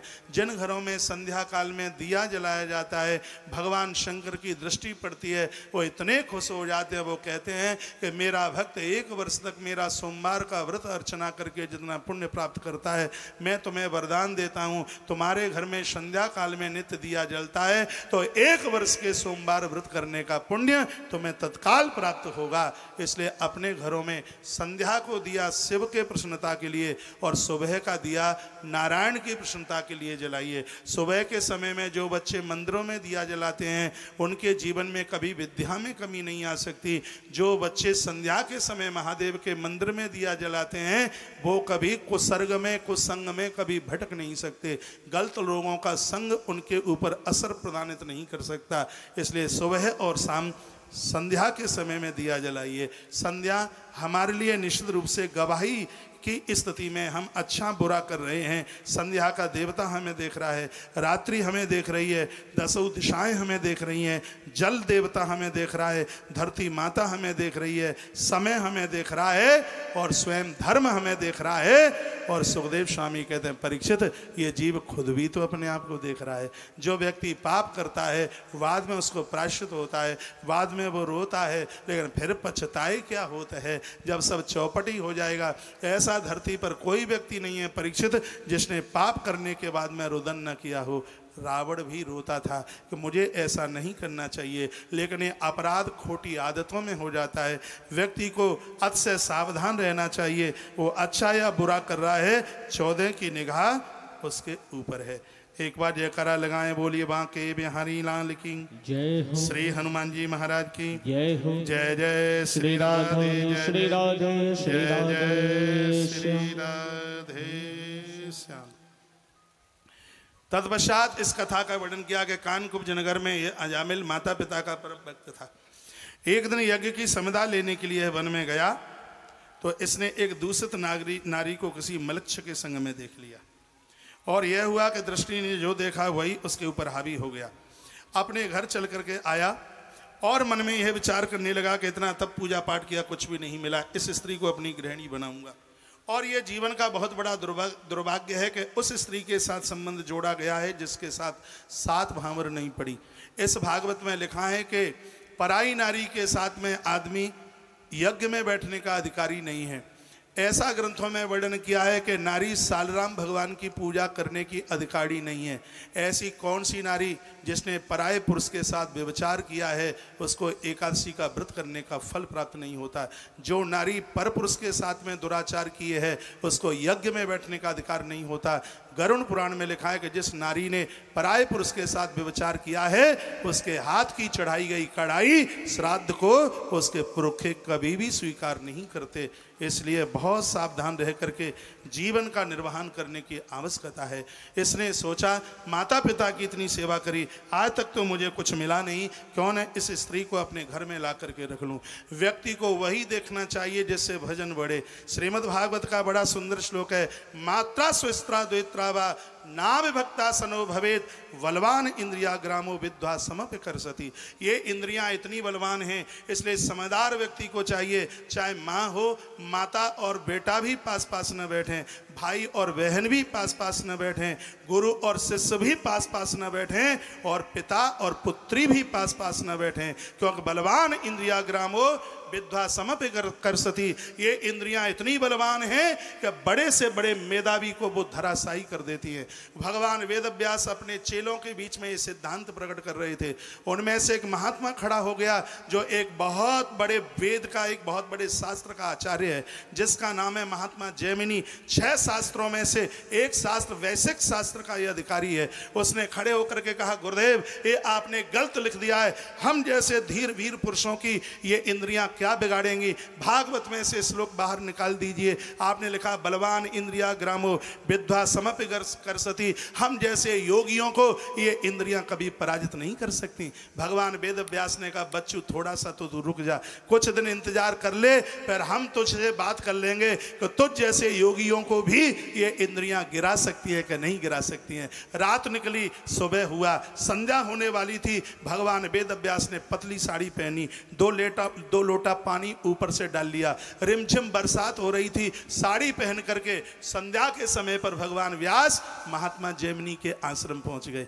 और भगवान व्यास हर जीव जंतु की भाषा बोल लेते थे। उन्होंने स्त्री की भाषा में कहा, गुरुजी मैं रास्ते में हूँ, मेरे संग के लोग सब बिछुड़ गए हैं, रहने को कहीं जगह नहीं है, आज रात्रि भर मैं तुम्हारे आश्रम में रुकना चाहती हूँ, सुबह मैं चली जाऊँगी, मुझे जगह मिल जाए। जैमिनी रोटी बना रहे थे, चिमटा उठाया, कहा तू जानती है मैं वो महापुरुष हूँ जो काट की स्त्री से भी दूर रहता है, खबरदार यदि यहाँ तूने फटकने की कोशिश करी। तो व्यास, स्त्री क्या थे व्यास, भगवान वेद व्यास कहते हैं, गुरुजी हम किसी से नहीं कहेंगे, हम रात में तुम्हारे यहाँ रुके हैं, जब संत ही हमें शरण देने वाले नहीं होंगे तो फिर मेरी तो लाज ही लुट जाएगी। तब कहा जैमिनी ने कि बगल की कोठरी है, अंदर से कुंडी लगा लेना, किवाड़ लगा लेना, किवाड़ खोलना मत। वेद व्यास स्त्री बन करके नाटक करते हैं। कहा, गुरुजी आपने कुंडी खटखटाई तो खबरदार तू मुझे जानती नहीं है, कहा तो मैं कुंडी नहीं खोलूंगी। तो उस कुंडी अंदर खिड़की, अंदर केवड़िया में बंद होती हुई और वो वेद व्यास स्त्री का भेष बना करके अंदर बंद हो गए। इधर आधी रात हो गई, महात्मा जैमिनी को नींद नहीं आती, उनके माथे में वो ही स्त्री चक्कर लगा रही है, अपने आप को रोक नहीं पाए और उस कुटिया तक पहुंचे। बाहर से दरवाजा खटखटाया और कहा सुंदरी दरवाजा खोलो। अब इनको क्या पता था कि सुंदरी नहीं पूरा सुंदर आए। द्वारा से कहा दरवाजा खोलो। अंदर से आवाज आई गुरुजी ने मना किया है, मैं दरवाजा नहीं खोलती। जैमिनी ऋषि ने कहा हम गुरुजी ही बोल रहे हैं, दरवाजा खोल दो। कहा नहीं, मेरे गुरुजी तो इंद्रियों को जीतने वाले हैं, वो तो ऐसा बोल ही नहीं सकते। किवाड़ अंदर से नहीं खोले गए। महात्मा जैमिनी छत पर चढ़ गए और एक लात मारी छत में, छत टूट गई। मारा छत तोड़ सकते हैं लेकिन इंद्रियों के बेग को नहीं रोक सकते। अंदर घुस गए और जैसे उस स्त्री को पकड़ने लगे उसी समय साड़ी फेंक कर भगवान व्यास प्रकट हो गए। कहा चेला बोल, बलवान इंद्रिया ग्रामो विद्वासम करसती। तो जैसे योगियों को भी इंद्रियां पछाड़ सकती हैं कि नहीं। जैमिनी ने दोनों कान पकड़े, तपस्या करने के लिए उत्तराखंड में गए। ऐसा तप किया कि मां तो यमुना प्रकट हो गई। इन्हीं जैमिनी के नाम से उनका नाम, कालिंद्री का नाम जमुना हुआ। उन्होंने प्रायश्चित किया था उत्तराखंड में जाकर, जहां उन्होंने तप किया आज उसको जमुनोत्री धाम के नाम से जानते हैं। 4 धाम की यात्रा में लोग जैमिनी महापुरुष का वहां पूजन बंदन करते हैं। फिर तो उन्होंने एक बहुत बड़ा शास्त्र लिखा और उन्होंने इंद्रियों को जीतने के लिए बड़ी बड़ी अद्भुत बातें कही। तो ऐसे ग्रंथ में कहा गया इतना बड़ा भजनानंदी, इतना बड़ा तपस्वी, एक स्त्री में सिर्फ स्पर्श 5 जगह से व्यक्ति मरता है। एक देखने से, एक चखने से, एक सूंघने से और एक छूने से। स्पर्श दोष है। स्पर्श को वैश्या कहा गया है। अरे किसी को छुएं तो ऐसा लगे कि हमने किसी पूज्य को छुआ है, लेकिन ये कम होता है, घिनौनापन ज्यादा होता है। आज उसने क्या सोचा कि जब तक ये माता पिता मेरे जिंदे रहेंगे तब तक इस स्त्री को मैं अपनी घरवाली नहीं बना सकता। उसने सावन के बरसती हुई धार में अपने बूढ़े माता पिता को मार पीट करके घर से बाहर निकाल दिया और उस स्त्री को अपनी घर की पत्नी बनाया।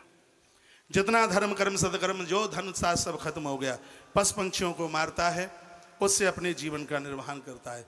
परमात्मा ने अयोध्या से महात्माओं की टोली को भेजा और कहा कि ऐसी ऐसी बात है कि आप कानकुब्ज नगरी में जाइए, मेरा भक्त वहां भटक गया है। संत चल करके आए, अजामिल के दरवाजे पर आकर के उन्होंने अपना आकर के त्रिशूल गाड़ दिया। रात भर कीर्तन चला, सुबह हुआ, साधु जाने लगे। कथा तो बहुत विस्तार पूर्वक है, इसमें संक्षेप करना पड़ेगा। अजामिल ने पूरी रात भर कीर्तन किया। सुबह साधुओं ने कहा कि हम चलेंगे। अजामिल तुमने दक्षिणा नहीं दी। अजामिल स्कंद पुराण में बोलता है कि तुम्हारे कमंडल नहीं छीने, ये क्या कोई दक्षिणा से कम है क्या? साधु मुस्कुराए। महात्माओं ने चलने के लिए पग आगे के लिए बढ़ाए, तब ये चरणों में लेट गया। अजामिल रो रो करके कहने लगा कि हे प्रभु, आपने मेरे ऊपर कृपा करी है, मैंने एक वैश्या के हाथ का आपको भोजन करा दिया, आप मुझे क्षमा कीजिए। साधुओं ने कहा हम तुम्हें दंड देंगे। क्या दंड देंगे? दंड यही है, होने वाली संतान का नाम तुम नारायण रख देना। महात्मा यह कह करके चले गए। इस कथा की जो असलियत है वो सुनिए। असलियत यह है कि अब अंदर से जो श्वास आवे उसके ऊपर नाम नारायण का रख देना, तब ही कल्याण होगा, उसके बिना कल्याण नहीं है।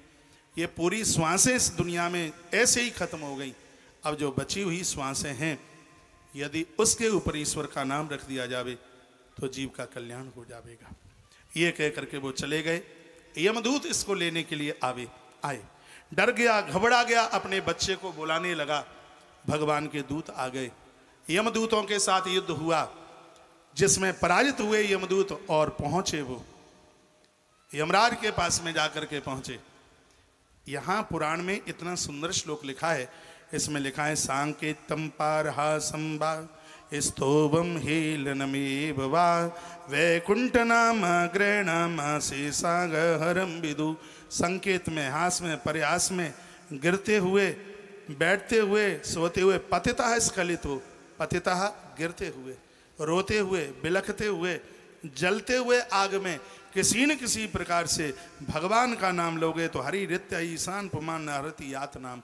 स्पष्ट लिखा है कि यम की यातना नहीं भोगनी पड़ेगी भगवान का नाम लोगे तो। भाय को भाय अनख आलसऊ नाम जपत मंगल दिश दसऊ। दसऊ दिशाओं में परमात्मा का मंगल में नाम जीव का कल्याण करता है। इसलिए इस जीव को भगवद स्मरण में ही अपने जीवन का निर्वहन करना चाहिए। भैया इसने तो धोखा ये था, यम के दूतों से भयभीत होता हुआ ये अपने बच्चे को बुला रहा था। तब भगवान के दूत इसको लेने के लिए आ गए। यमदूत जाकर के पहुंचे, कहा कि हमें मार बहुत पड़ी है, हमें नौकरी से छुट्टी दे दीजिए, हम किसी को लेने को नहीं जाएंगे। कहा क्या हुआ?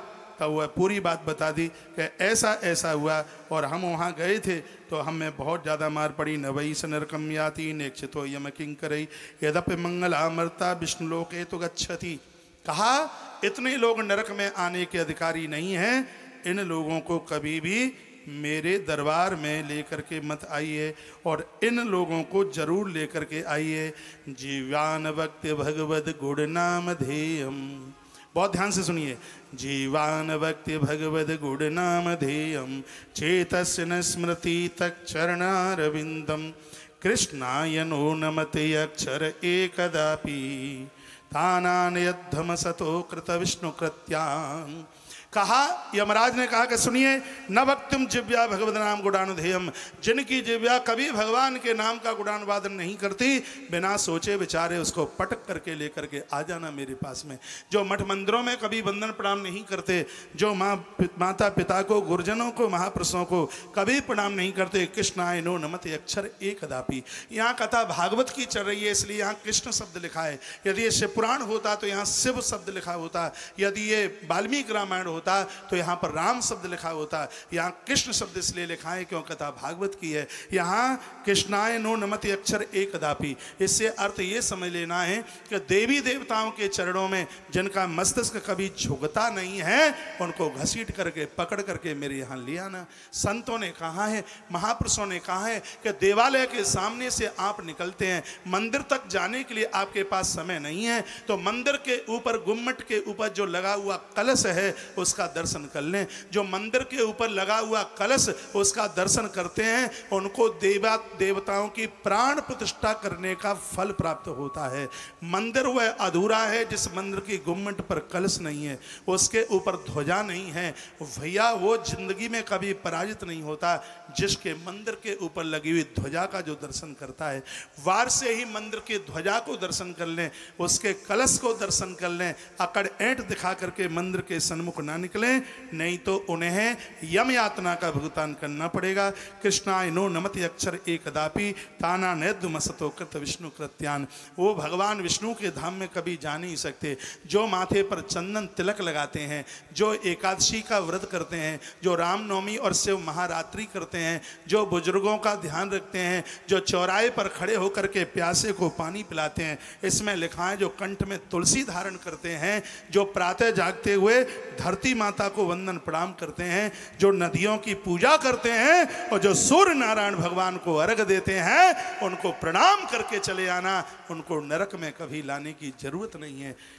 जो ध्वज जनेऊ धारण करते हैं, ये स्पष्ट इसमें लिखा हुआ है। सुहागिन माताएं भाल में सिंदूर लगाती हैं। आजकल सिंदूर लगाना भी एक फैशन जैसा हो गया है, यहाँ से यहाँ बस थोड़ा सा इतना लगा ले, कोई देख भी ना पाए। जिसकी भाल पर बिंदी और जिसकी भाल पर बिंदी और जिसकी मांग में सिंदूर, और जो चाहे स्त्री हो और चाहे जो पुरुष हो, जो नित्य सूर्य भगवान को अर्घ, ध्वज लोग यज्ञोपवीत धारण करते हैं, ध्वज लोग गायत्री का जप करते हैं, क्षत्रिय लोगों के लिए बताया गया दीन दुखियारों की रक्षा करते हैं, वैश्यों के लिए बताया गया कि जो भूखे को भोजन कराते हैं, और कनिष्ठ वर्ण के लिए बताया गया जो समाज में सेवा के कार्य को संभाले हैं, कह दिया उन्हें प्रणाम करके चले आना, उनको नरक लाने की बिल्कुल जरूरत नहीं है। यह यमराज ने अपने दूतों को कहा। उसी समय आज धर्मराज रो पड़े और भगवान को प्रार्थना करने लगे। सूत सावधान करते हैं, हे सोनक ऋषियों, तत्सम्यताम च भगवान पुरुष पुराणो नारायणा स्वप्रसंदा स्वानम अहो विदुसार चितंजलि नाम शांति गरियसी तम पुरुषाय भूमने। कहा तन क्षम्यताम च भगवान पुरुष पुराणो। हे परमात्मा, यहाँ पुराण शब्द लिखा हुआ है। पुराण का अर्थ है जो सबसे प्राचीन है, जिससे पुराना कोई है ही नहीं, इसलिए उनको पुराण पुरुषोत्तम भगवान कहते हैं। परमात्मा को आज यमराज ने कहा कि भगवान जब कोई नहीं था तब आप थे, जब कोई नहीं रहेगा तब आप ही रहेंगे। मैं आपसे प्रार्थना करता हूँ, मेरे अनुयायियों से, मेरे दूतों से गलती हो गई है, इन्होंने आपके भक्त को परेशान किया है, उसके लिए मैं क्षमा मांग मांगता हूँ, आप क्षमा कर दीजिए, आप रुष्ट न हो। अब समाज में इस कथा का क्या श्रेय जाता है? आपस में दो बच्चे आपस में लड़ जाएं, रोता हुआ बच्चा आपके पास आवे तो लाठी लेकर के मत पहुंच जाइए। भले लोगों का तो काम ये है वो वहां जाएं और जा करके कहें, रामदास भैया ना सुन लो, बच्चा है उसने गलती कर दी है, मैं तुमसे गलती की क्षमा याचना करने के लिए आया हूं। जैसे आपका बेटा है ये भी तो आपका ही बेटा है। भले लोगों की ये आवाज होती है, ये नहीं कि दो बच्चे लड़ गए और वो लाठी बल्लम भाला लेकर के चला गया। ये कथा यही तो कहती है यमदूतों ने गलती करी है, यमदूत गलती करके आए हैं, यमराज रो रहे हैं। यमराज कहते हैं तत्क्षम्यताम च भगवान पुरुषा पुराण नारायण स्वपुरुषया ददनम सकर्तसा। मेरे इन बच्चों ने, मेरे दूतों ने गलती करी है, उसकी क्षमा याचना मैं तुमसे मांगता हूं। इनको तुम माफ कर दीजिए, इनको तुम क्षमा कर दीजिए। सुखदेव स्वामी परीक्षित राजा को कथा सुनाए। सूत जी सौनक ऋषियों को कहते हैं, हे सौनक ऋषियों, ये कथा मैं अपनी तरफ से नहीं सुना रहा, ये कथा कहाँ घटित हुई है, ये कथा साधारण नहीं है। ये कथा कहाँ घटित हुई है उस बात का वर्णन किया गया।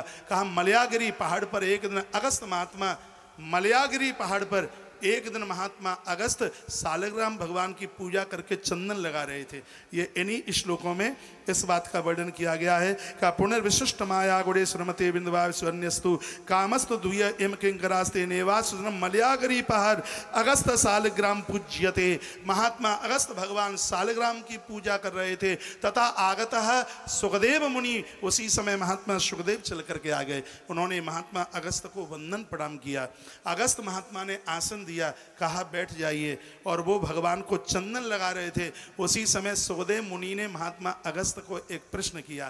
कहा हे गुरुदेव, प्रभु श्री राम भी तुम्हारी देहली पर चल करके आए हैं, आप महान संत हैं, राम की विजय के लिए तुमने उस वन में अखंड दिया जलाया था, परमात्मा स्वयं तुम्हारे यहाँ चल के आए, तुमने प्रभु श्री राम जी को एक ऐसा तर्कस दिया जिसके वाण कभी समाप्त नहीं होते थे। कलयुग में इस जीव का कैसे उद्धार होगा, कलयुग में जीवात्मा का कल्याण कैसे होगा, उस संदर्भ में आप कोई सुंदर सी कथा सुना देते। तो सूत सावधान करते हैं, हे सौनक ऋषियों, हाथ में महात्मा अगस्त सालग्राम भगवान की सेवा कर रहे थे और उस समय उन्होंने नाम महिमा में ये अजामिल उपाख्यान सुनाया और कहा हे सुखदेव, जो इस जीवन में अजामिल की तरह धोखे से भी नारायण का नाम अपनी जिह्वा से उच्चारण कर देगा, यम के दूत रास्ता भूल जाएंगे, अपराधी से अपराधी व्यक्ति भी परमात्मा के घर जाकर के पहुंच जाएगा।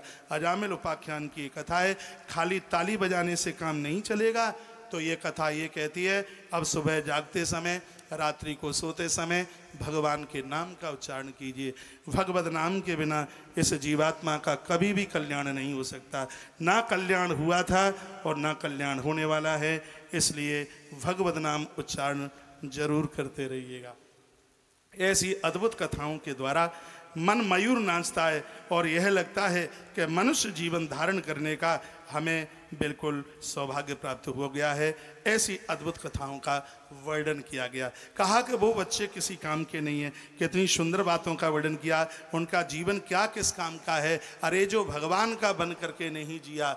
तो इसी संदर्भ में एक बड़ी सुंदर सी कथा का वर्णन किया गया है। कहा यदि श्राप भी लग जाए तो भी भगवान का भजन पूजा पाठ नहीं छोड़ना चाहिए। राजा परीक्षित ने कहा हे गुरुदेव, यही तो कथा मैं आपसे सुनना चाहता हूँ। क्या महात्माओं ने किन्हीं बच्चों के ऊपर अपनी दिव्य कृपा का वर्षण किया? कहा हे नृपः, बिल्कुल ते समृद्धा प्रजा सर्वे पित्रा आदिष्टा प्रतुचो दिशम ययु। एक बार की घटना थी। दक्षा प्रजापति ने 10,000 पुत्रों को पैदा किया। बड़ी अद्भुत कथा है भागवत की। दक्ष ने 10,000 पुत्रों को जन्म दिया। कहा नारायण सरोवर पर जाओ और जाकर के तुम तप करके सृष्टि की रचना करो। 10,000 पुत्र निकले। रास्ते में देवर्षि नारद जी मिल गए। नारद जी को उन्होंने प्रणाम किया। नारद जी ने पूछा, अरे दक्ष बालको कहाँ जा रहे हो? इन्होंने कहा कि हम तप करेंगे क्योंकि हमें सृष्टि की रचना करनी है। नारद जी ने कहा तुम सृष्टि की रचना कर नहीं पाओगे। क्यों? क्योंकि तुम अबोध हो। कैसे पता है? मैं तुमसे प्रश्न करता हूं, यदि तुम मेरे प्रश्नों का जवाब दे दो तो मैं समझ लूंगा कि तुम इस धरती पर किसी काम के हो, तुम सृष्टि की रचना कर सकते हो। तो दक्ष के 10,000 पुत्रों ने पूछा गुरुदेव कौन से आपके प्रश्न हैं? नारद जी ने कहा मेरे 8 प्रश्न हैं, यदि तुम इनको जवाब दे दोगे तो मैं ये समझ लूँगा कि दक्ष प्रजापति ने बहुत अच्छी संतान को जन्म दिया। कहा गुरुदेव आप बताइए प्रश्न। तो देवर्षि नारद जी ने पहला प्रश्न किया कि मेरा पहला प्रश्न है, ऐसा कौन सा पुरुष है जिसके सामने सब स्त्री हैं। दूसरा प्रश्न है, ऐसी कौन सी गुफा है जिसमें प्रवेश करने का तो रास्ता है, जिसमें बाहर निकलने का रास्ता नहीं है। तीसरा प्रश्न किया, ऐसी कौन सी स्त्री है जिसके बहुत से रूप हैं। चौथा प्रश्न है, ऐसा कौन सा पुरुष है जो व्यभिचारिणी स्त्री का पति है। पांचवा प्रश्न किया, ऐसी कौन सी नदी है जो कभी आगे बहती है और कभी पीछे बहती है। छठवां प्रश्न किया, ऐसा कौन सा घर है जो 24 पदार्थों से बना हुआ है। और सातवां प्रश्न है, ऐसा कौन सा हंस है जिसकी कहानी विचित्र है। और आठवां प्रश्न किया, ऐसा कौन सा चक्र है जो आज तक कभी रुका नहीं, बराबर सदियों से घूमता हुआ जा रहा है। ये मेरे 8 प्रश्नों का जवाब दे दो और मेरा आशीर्वाद ले जाओ और सृष्टि की रचना कर डालो। और ये सब 10,000 बोले, गुरुजी प्रश्न बड़ा जटिल है, इसका समाधान हमसे नहीं होता। ये 8 प्रश्न भागवत के पन्ने में हैं। भगवान सुखदेव इसका गायन करते हैं।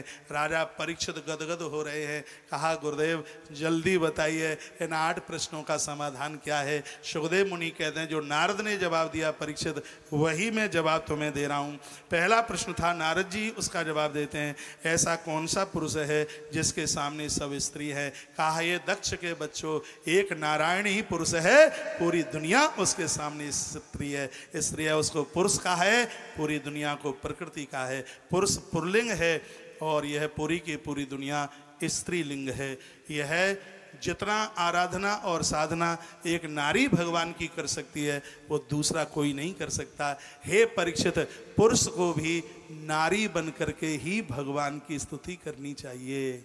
नारी पूजा पाठ करती है, आरती करती है तो उसके सिर के ऊपर पल्लू होता है। पुरुषों को भी हवन यज्ञ में आरती में जब वो खड़े हों, किसी को दक्षिणा दे रहे हों या कोई उनके भाल के ऊपर तिलक कर रहा है तो उनके सिर के ऊपर कोई न कोई वस्त्र होना चाहिए। जितना पूजा पाठ है वो नारी बन करके किया जावे, क्योंकि यह दुनिया एक स्त्री रूप में है, प्रकृति के रूप में है और सिर्फ पुरुष और पुरुष एक सिर्फ परमात्मा है। इस बात को इस प्रकार से आप समझें। एक बार राजस्थान से मीराबाई श्रीधाम वृंदावन में आई। वो जीव सनातन गोस्वामी जी से मिलना चाहती थी। द्वारपाल से कहा कि एक बार गुरुजी को बोल दो राजस्थान से मीरा चल के आई है, उनका दर्शन करना चाहती है। तो अंदर से आवाज़ आई, साधु ने कहा मैं अनुष्ठान में बैठा हूँ, आजकल किसी स्त्री से मैं मिलता नहीं। सूचना मीरा को मिली तो मीरा ने कहा मैं तो लुटी सी रह गई, मैं तो सोच रही थी एक कृष्ण ही अकेला पुरुष है और तो सब स्त्री है, लेकिन वृंदावन में ये दूसरा पुरुष कहाँ से चल करके आ गया। देवर्षि नारद जी जवाब देते हैं कि ऐसा सिर्फ भगवान नारायण है, वही पुरुष हैं और सब स्त्री हैं। दूसरे प्रश्न का समाधान, ऐसी कौन सी गुफा है जिसमें प्रवेश करने का रास्ता तो है लेकिन निकलने का रास्ता नहीं है। कहा एक गृहस्थ आश्रम ही वो गुफा है जिसमें लोग प्रवेश तो कर गए हैं लेकिन निकलने के लिए रास्ता नहीं मिल रहा है, छटपटा रहे हैं। सब निकलना चाहते हैं, सब हरिद्वार जाना चाहते हैं, सब कहना चाहते हैं बस बच्चे का विवाह हो जाए, बेटी ससुराल पहुंच जाए, मैं भी लंगोटी का मंडल लेकर के वृंदावन पहुंच जाऊंगा। लेकिन बेटी ससुराल में गई, बेटे का विवाह हुआ, घर में बच्चों का जन्म हुआ, नाती पोतों का जन्म हुआ। अपने बच्चों से भी ज़्यादा उनकी नाक पहुँचने में बड़ा आनंद आता है। बच्चों की नाक तो मलाई जैसी लगती है, हाँ, तो और ज़्यादा फंस रहे हैं और ज़्यादा धस रहे, हाँ बिल्कुल मलाई जैसी लगती है। इनको नाक पहुँचने में बड़ा आनंद आता है। वो सोचते हैं कि हम घर से बाहर जाएंगे, लेकिन गृहस्थ आश्रम की गुफा में ऐसे घुस गए हैं कि बाहर निकलने का रास्ता मिल नहीं रहा है। दूसरे प्रश्न का समाधान यही है, एक गृहस्थ आश्रम ही ऐसी गुफा है जिसमें प्रवेश करने का तो रास्ता सबको मिल जाता है लेकिन बाहर निकलने का रास्ता सबको नहीं मिलता। बाहर निकलने का रास्ता गुफा, मंदिर पर गुफाएं आप तो सबने देखी है। बिना लालटेन और बिना टॉर्च के यदि जाओगे तो भूल भुलैया। जिसके हाथ में लाइट होगी तो रास्ता जरूर मिल जाएगा। जिसके पास में ज्ञान का दिया होगा तो ही गृहस्थाश्रम की गुफा से निकल पाएगा, नहीं तो वो उसमें भटक जाएगा। ऐसा गृहस्थ आश्रम है जिसमें एंट्री का तो रास्ता मिल जाता है, प्रवेश का रास्ता मिल जाता है, लेकिन बाहर निकलने का रास्ता नहीं मिलता। तालियां बजने लगी, आनंद हो रहा था, बहुत खुशी हो रही थी। उसके तत्पश्चात तीसरा प्रश्न था, ऐसी कौन सी स्त्री है जिसके बहुत से रूप हैं? कह दिया एक बुद्धि ही है जो बहुरूपिणी है, तरह तरह के रूप बना लेती है। अगला प्रश्न था, ऐसा कौन सा पुरुष है जो व्यभिचारिणी स्त्री का पति है? कहा ऐसा मन ही है जो व्यभिचारिणी बुद्धि का पति माना गया। उसके तत्पश्चात पांचवा प्रश्न किया गया, ऐसी कौन सी नदी है जो कभी आगे बहती है कभी पीछे बहती है? तत्पश्चात देवर्षि नारद जी जवाब देते हैं, एक ऐसी माया ही वो नदी है जो दुनिया को जन्म देती है तो आगे बहती है, और जब दुनिया को मारती है तो पीछे से बहना आरंभ कर देती है। वो माया ही वो नदी है जिसका प्रभाव दोनों तरफ चलता है, जन्म के समय आगे और मरण के समय ये पीछे से बहना शुरू कर देती है। देवताओं को जल देते हैं तो उत्तर में पानी डालते हैं, और पूर्वजों को जल देते हैं तो फिर हाल ही दक्षिण में दे देते हैं उसको जल। ये ऐसी मायाई नदी है, जन्म में आगे और मौत में पीछे बहना शुरू कर देती है। पांचवें प्रश्न का जवाब दिया, क्या करूं, यात्रा बहुत लंबी है इसलिए कथा में थोड़ी सी स्पीड है, जरूर समझने की आप बिल्कुल भरकम मुझे लग रहा है बात समझ में आ रही होगी। इस समय यदि सुई भी गिरा दी जाएगी तो उसका खटक से समझ में आ जाएगा। पांडाल बिल्कुल साइलेंट है, एकदम बिल्कुल शांत, भले आप हजारों की संख्या में हो, लेकिन मुझे ऐसा लग रहा है कि मैं लाखों लोगों के बीच में कथा का आनंद ले रहा हूं। ऐसा श्रोता कहाँ मिलेगा? इसलिए तो मैंने एक दिन बोला था कि इन श्रोताओं ने जिनको पास कर दिया उनको दुनिया में कोई फेल नहीं कर सकता, और इन श्रोताओं ने जिनको फेल कर दिया दुनिया में उनको कोई पास नहीं कर सकता। ये तो सब परमहंस हैं।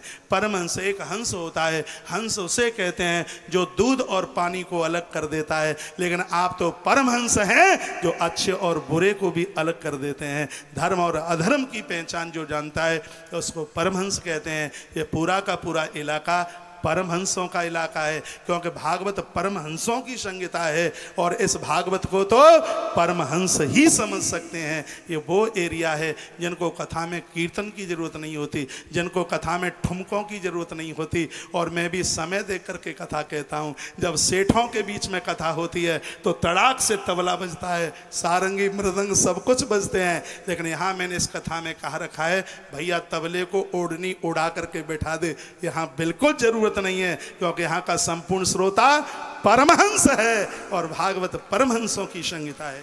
बोलिए भक्त वत्सल भगवान की, श्री हनुमान जी महाराज की। तो पांचवें प्रश्न का जवाब दिया कि माया ही वो नदी है, जन्म में आगे और मरण में पीछे से बहती है। छठवें प्रश्न का जवाब, छठवां प्रश्न था, ऐसा कौन सा घर है जो 24 तत्वों से बना है? कहा ऐसा मानव शरीर है जो 24 तरह के मटेरियल से बना है। वो 24 तरह का मटेरियल क्या क्या है सुनिए। 5 ज्ञानेंद्रिय, 5 कर्मेंद्रिय, 10 चतुष्टय अंतःकरण, मन बुद्धि चित्त और अहंकार। कितना हो गया? 14 है। 5 महाभूत, धरती आकाश जल अग्नि और वायु। 14 5 कितना हो गया? 19। और 5 तन मात्राएं, रूप रस शब्द स्पर्श और गंध। इन 24 प्रकार के मटेरियल से बना है वो ऐसा मानव शरीर है जिसमें 24 तरह की सामग्री लगी हुई है। परीक्षित राजा को आनंद हुआ। उसके तत्पश्चात नारद जी 7वें प्रश्न का जवाब देते हैं, जिसमें प्रश्न ये था, ऐसा कौन सा हंस है जिसकी कहानी विचित्र है? कहा ऐसे शास्त्र ही हंस हैं। जैसे हंस दूध और पानी को अलग कर देता है, उसी प्रकार से शास्त्र भी पाप और पुण्यों को अलग अलग कर देते हैं। इस प्रकार से व्यक्ति को शास्त्रों को स्वीकार कर लेना चाहिए। अगला प्रश्न ये था, ऐसा कौन सा चक्र है जो सदियों से घूम रहा है, आज तक रुका नहीं? तो कह दिया एक काल ही ऐसा चक्र है जो सबको खा रहा है, अनादि काल से चल रहा है, घूम रहा है और आज तक वो रुका नहीं। और उसी समय दक्ष के 10,000 पुत्रों ने नारद जी को अपना गुरु मान लिया। 10,000 को इन्होंने तो महाराज उनको तो चेला ही बना दिया बिल्कुल। 1,000 पुत्रों को फिर जन्म दिया है और उनको भी बाबा जी बना दिया। उसके तत्पश्चात फिर पूछा गया, ब्रह्मा जी के द्वारा सृष्टि की रचना कैसी चल रही है? कहा क्या बताऊं, मैंने इतने बच्चों को जन्म दिया, 11,000 बनाए और उन सबको नारद ने बाबा बना दिया। ब्रह्मा जी ने कहा तो बार बार बेटों को जन्म क्यों देता है, एक बार बेटी को जन्म दे के देख ले, उनको भाई बनाने को थोड़ी आ जाएगा। तब दक्ष प्रजापति ने 60 कन्याओं को जन्म दिया। चराचर जगत में जो भी कुछ दिखाई दे रहा है ये सब 60 कन्याओं की देन है। 15 कन्याएं धर्म के लिए ब्याही गई हैं, उसमें से 13 कन्याएं महात्मा कश्यप के साथ में ब्याही गईं। और महात्मा कश्यप की 2 पत्नियां विशेष हैं, एक का नाम है दिति और एक का नाम है अदिति। हे परीक्षित, अदिति ने देवताओं को जन्म दिया और दिति ने निशाचरों को, राक्षसों को जन्म दिया। राक्षसों की एक बहन थी जिसका नाम था रचना। रचना का विवाह त्वष्टा के साथ किया गया। दोनों के माध्यम से एक बेटा हुआ जिसका नाम था सन्निवेश। उसके बाद में फिर एक बेटा हुआ, उसका नाम था विश्वरूप। हे परीक्षित, ये वही विश्वरूप हैं जिनको देवताओं ने अपना गुरु बनाया। परीक्षित ने कहा गुरुजी गुरुजी गुरुजी रुकिए, मेरे मन में कोई संशय हो गया। कहा क्या हुआ? मैंने तो ये सुना है कि देवताओं के गुरुदेव तो गुरुदेव बृहस्पति जी महाराज थे, ये बीच में विश्वरूप कहाँ से चल करके आ गए? ये कथा थोड़ी विस्तार पूर्वक आप हमें बताएं तो मुझे बहुत आनंद होगा। शुक उवाच, भगवान शुकदेव कहते हैं कि तस्या सन्नि विश्वरूपस्य श्रांसी त्रीणि भारत सोमपीतम सुरापीत अन्नादामिति मा सुश्रुम। हे राजन, ये बीच में विश्वरूप देवताओं के गुरु कैसे बने? ये कथा मैं आपको सुनाता हूँ, ये सुनिए। बात उस समय की थी, एक बार देवराज इंद्र के मन में ऐसी बात आई। देवराज इंद्र के मन में ऐसी बात आई कि गुरु की जरूरत ही क्या है, ये कुछ करते धरते तो है नहीं, जब भी सभा में आए तो खड़े होकर इनका सम्मान करें, इनके पांव और छूने पड़े, हमें तो लाज लगती है। सगरे देवता मेरी पूजा करें और मैं बुढ़ऊ बृहस्पति की पूजा करूं, ये ऐसे कौन होते हैं?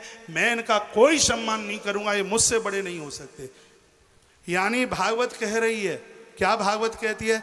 भागवत कहती है कि इंद्र कह रहा है गुरु की जरूरत नहीं है, और हमारी साथ संस्कृति कहती है कि हे इंद्र, जीवन में गुरु नहीं होगा तो तू इंद्रासन पर बैठ नहीं पाएगा। इसी लड़ाई में 1.5 घंटे की कथा है भागवत में। बात कितनी सी है? इतनी सी है। इंद्र ने कहा गुरु की जरूरत नहीं है, लेकिन भारतीय साहित्य ने कहा कि इंद्र, गुरु के बिना तो इस गद्दी पर नहीं बैठ सकता, तुझे खदेड़ दिया जाएगा। इसी संदर्भ में 1 घंटा 1.5 घंटे की कथा है, लेकिन मैं 1.5 घंटा नहीं लगाऊंगा, मैं तो समय से ही विश्राम दे दूंगा। लेकिन अभी भी मेरी यात्रा, ये समझ लो कि मुझे अभी यहाँ से कहाँ तक चलना है, बहुत दूर तक, जहाँ का मैं नाम लूँ वो भी और नज़दीक ही रह जाएगा, इतनी लंबी यात्रा है। सुनिए, तो कह दिया कि गुरु जी आए बृहस्पति जी महाराज दरबार में। इसने खड़े होकर स्वागत नहीं किया, सम्मान नहीं किया, आदर नहीं किया। गुरुजी समझ गए और गुरुजी उसी समय स्थान छोड़ के चले गए। शुक्राचार्य को मौका मिल गया, उन्होंने दैत्यों को कहा कि गुरुजी रूठा है, मौका बढ़िया, चढ़ा दो चढ़ाई। तो दैत्यों ने चढ़ाई से खूब ठुकाई पिटाई, खूब थपाई पड़ी देवताओं की पीठ में। देवता रोते हुए भगवान के पास पहुंचे, भगवान को कहा कि ऐसी ऐसी बात है। परमात्मा ने कहा कि तुमने गुरु का अपमान किया है, गुरु से माफी मांगो। इंद्र को अहंकार था, कहा हम दूसरा गुरु धारण कर लेंगे, लेकिन इस गुरु की हम शकल नहीं देखेंगे।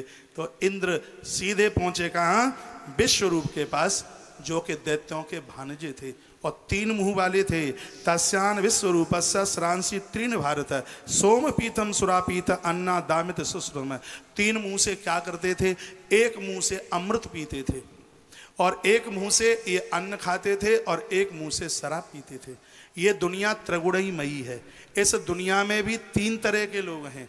एक तो वो लोग हैं जो अन्न खा करके पेट भर रहे हैं, एक वो हैं जो शराब पी करके नाच रहे हैं, और एक वो हैं जो भगवान की कथा पी करके अपना कल्याण चाह रहे हैं। 3 तरह के लोग हैं, चौथे तरह के लोग नहीं है। ये त्रिगुणमयी दुनिया है। विश्वरूप, ये पूरे विश्व का रूप क्या है? विश्वरूप यानी पूरा विश्व का रूप क्या है? ये पूरा संसार त्रिगुणमयी है। यहाँ रजोगुणी लोग तो पेट भरने को आए हैं, तमोगुणी लोग दूसरों को समाप्त करने के लिए आए हैं, और सतोगुणी लोग दूसरों का कल्याण करने के लिए आए हैं। इस जगत में 3 तरह के लोग मिलते हैं। तो ये श्री विश्वरूप जी, और इनको देवताओं ने अपना गुरु बना लिया। और जब कोई अनादकारी को ज़्यादा सम्मान मिल जाएगा तो वहाँ तो सब गड़बड़ हो जाएगा। घड़ी का कांटा मन देखिए, बिल्कुल मैं समय से छोड़ दूंगा, आप बिल्कुल चिंता न कीजिएगा। तो विश्वरूप के पास चल करके आए और विश्वरूप ने देवराज इंद्र की रक्षा के लिए उन्हें नारायण कवच का मंत्र दे दिया। कहा यह मंत्र नारायण कवच का मंत्र है, ओम विष्णवे नमः, ओम विष्णवे नमः। काल के गाल में भी व्यक्ति जीवित रहता है। एक दिन गुरुजी यज्ञ करा रहे थे और आखिर में विश्वरूप को ये समझ में आया कि मैं दैत्यों का भांजा हूँ, दैत्य मेरे मामा हैं, उनकी पराजय हो जाएगी तो ठीक नहीं है। तो धीरे से आहुति डलवा दी कि वृष परवायी स्वाहा। जैसे ही आहुति डाली इंद्र खड़े हो गए और अपनी गदा फेंक करके मारी, सो गुरुजी के कंठ पर लगी, सो गुरुजी के तीनों मस्तिष्क कट करके हवन कुंड में गिर गए। गुरुदेव खत्म। ब्राह्मण का बालक था, ब्रह्म हत्या पीछे लग ली।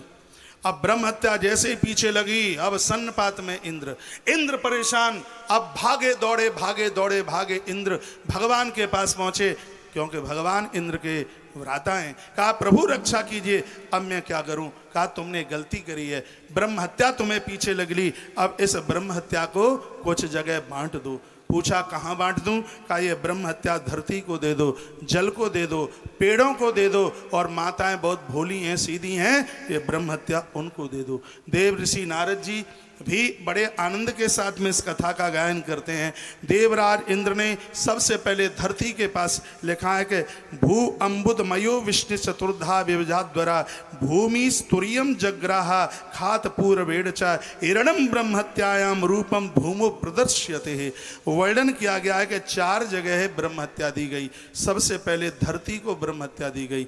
धरती के ऊपर जो बिल्कुल एकदम श्वेत श्वेत सा दिखाई देता है, हमारे भाषा में उसको प्राचीन समय में हम कैडी पर पढ़ने को जाते थे। हाँ, तो रास्ते में वो जगह ऐसी मिलती थी जहाँ जमीन पर वो नोना टाइप का, उसको कुछ और भी कहते हैं, हाँ रेव। हाँ। इसमें कितनी सुंदर बात कही है।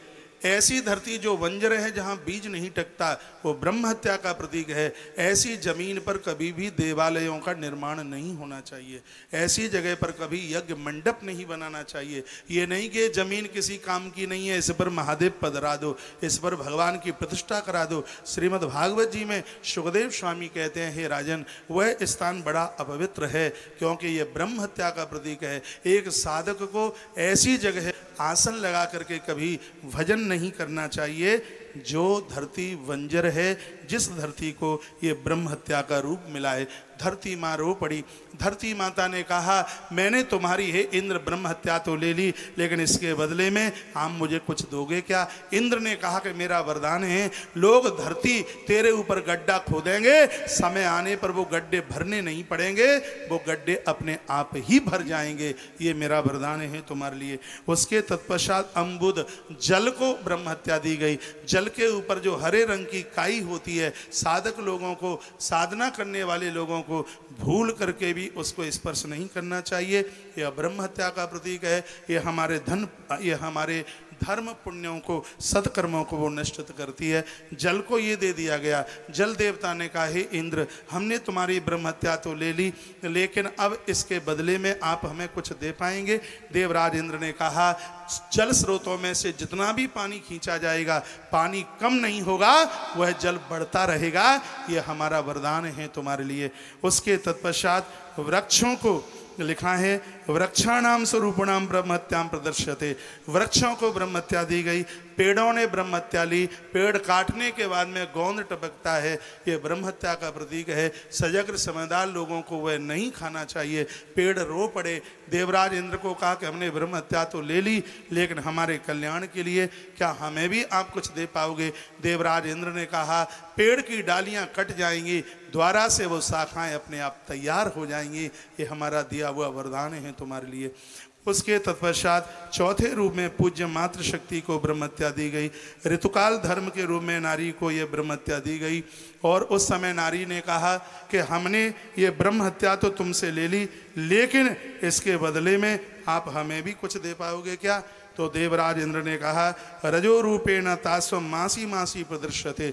हर महीने में होने वाला ऋतुकाल धर्म जिसमें नारी इतनी पवित्र पावन हो जाएगी, देवता भी 7वें दिन उसके हाथ का भोजन करने के लिए तैयार होंगे। इस ग्रंथ में लिखा हुआ है 5 दिन के बाद नारी परिवार के लिए भोजन बना सकती है, लेकिन देवताओं के लिए प्रसाद नहीं बना सकती। जब 7वां दिन होता है उस समय देवता उसके हाथ का अन्न खाने के लिए तरसते रहते हैं।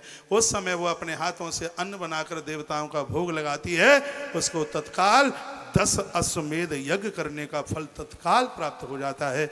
ऐसा भगवान सुखदेव राजा परीक्षित को वर्णन करते हैं। और वरदान के रूप में ये दे दिया, मैं नारी वर्ग को वरदान यह देता हूँ कि एक संतान होने के तत्पश्चात जब वो दूसरी संतान को जन्म देगी तो प्रथम बच्चे को जन्म देने पर उसको जो कष्ट हुआ है, दूसरे बच्चे के जन्म पर वह नारी कष्ट को भूल जाएगी। ये मेरा दिया हुआ वरदान है मातृशक्ति के लिए। इस प्रकार से ब्रह्महत्या 4 जगहों में भैया बांटी गई। और उसके तत्पश्चात में फिर त्वष्टा ने एक बहुत बड़ा यज्ञ किया इंद्र को मारने के लिए, लेकिन मंत्र की अशुद्धि हुई। कल ही तो मैं निवेदन कर रहा था कि मंत्र अशुद्ध नहीं, उसका परिणाम बिल्कुल विपरीत हो जाएगा। संकल्प ये लिया गया था कि इसमें से एक ऐसा वीर योद्धा पैदा हो जिसके हाथों से इंद्र मरे, लेकिन उच्चारण गलत होने की वजह से ऐसा वीर बालक प्रकट हो रहा है जो इंद्र के हाथों से मरने वाला है। तो उसमें से एक वीर पुरुष प्रकट हो गया जिसकी वृत्तियां आकाश से लग गईं और शीघ्र ही उसका नाम वृत्रासुर रख दिया गया। वृत्रासुर ने जन्म लिया। और जिस समय भैया ये वृत्रासुर ने जिस समय जन्म लिया था तो उस समय दिशाएं चिंगाड़ रही थी, आकाश गर्जना कर रहा था, देवता स्थान छोड़ छोड़ करके भाग रहे थे।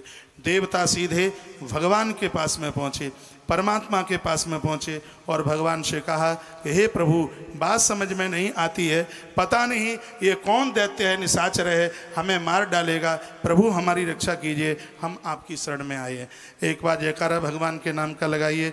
बोलिए बांके बिहारी लाल की जय हो, श्री हनुमान जी महाराज की जय हो, राधा माधव सरकार की जय हो, हनुमंत बलवंत महाराज की जय हो। जय जय श्री राधे, जय जय श्री राधे, जय जय। प्रभु हमारी रक्षा कीजिए। तब भगवान ने कहा कि हे देवराज इंद्र, वृत्रासुर को जीतने के लिए तुम्हें महात्मा दधीची के पास जाना पड़ेगा, तब ही कल्याण होगा, नहीं तो इस राक्षस से बचना मुश्किल हो जाएगा। देवता महात्मा दधीची के पास गए। ये कथा बड़ी विलक्षण है।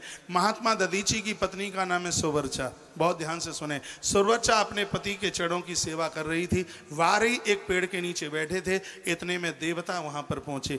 देवताओं को देखते ही महात्मा दधीची की पत्नी सुवर्चा अंदर कुटिया में चली गई, एक क्षण भी नहीं रुकी। इसका सिद्धांत समाज में क्या है, बाहर यदि कोई घर पर कोई बाहर का पुरुष चल करके आ रहा है और घर की नारी कहीं बाहर बैठी है, पति के पास बैठी है, बच्चों के पास बैठी है, बाहर का यदि कोई व्यक्ति चल के आवे तो नारी वर्ग को घर के अंदर चले जाना चाहिए।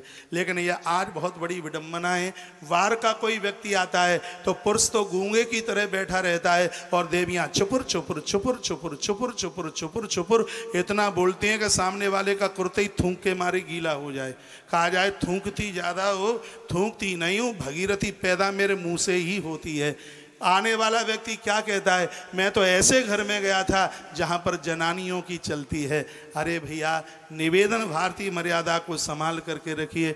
नारी वही धन्यवाद की प्रतीक है जिनकी आवाज़ पड़ोसी भी नहीं सुन पाता।